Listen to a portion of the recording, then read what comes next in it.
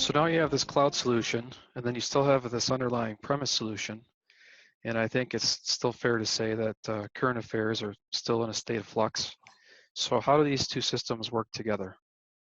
So they work just fine because of what's happened is with the RingCentral and CT Pro's help, we were able to trunk everything together.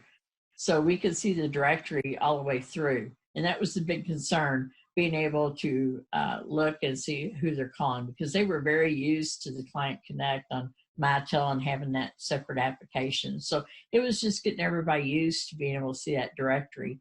What we're going through right now is return to school plans and making sure everybody understands how that works.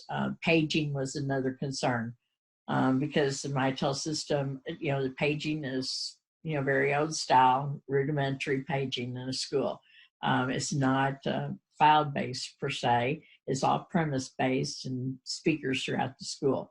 So we are addressing that with a return to school infographic on how they do a dialing plan, for example. But in the school day to day, it won't change much for them. And as far as the teachers in the school, that's just a bonus, that they have that app on their phone. They still will be using their, Mitel phones in the classroom for now.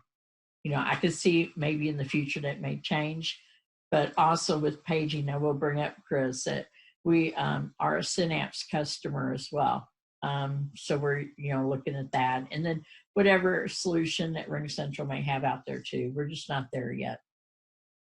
So you mentioned that all the classrooms they just have an extension. They don't have their own direct dial number. So right. Without doing a SIP trunk integration back to RingCentral, it would be very difficult to reach those devices from the outside.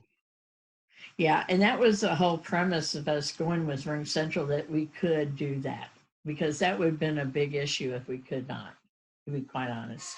So being able to have that flexibility, and we have 13 bus compounds that they constantly have to be in motion and communication with their schools and with central office.